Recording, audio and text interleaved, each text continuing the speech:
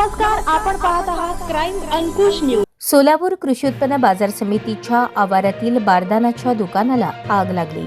या आगीमध्ये 2 दुकाने व दुकानातील 2.5 कोटी रुपयांचा बारदाना व इतर फर्निचर जळून खाक झाले।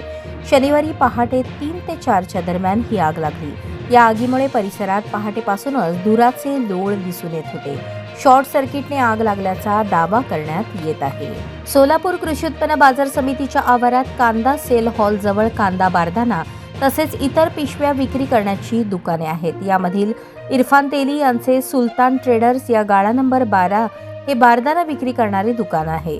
शनिवारी पहाटे या दुकानाला आग लागली। यामध्ये जवळपास 10हून अधिक प्रकारचे बारदाना, ताडपत्री, सुतळी, प्लास्टिक बॅग यासह लोखंडी फ्लॉवर स्टॉल, या लगतच्या दुकानांमधील फर्निचर, खुर्च्या आणि इतर साहित्य जळून खाक झाले।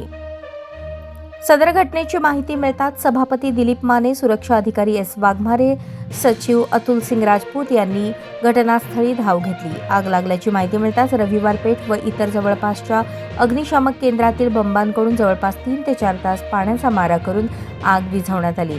या आगीमुळे परिसरात पहाटेपासूनच धुराचे लोळ दिसून येत होते। शॉर्ट सर्किटमुळे आग लागल्याची घटना सदर बाजार पोलीस स्टेशनमध्ये नोंद करण्यात आली आहे।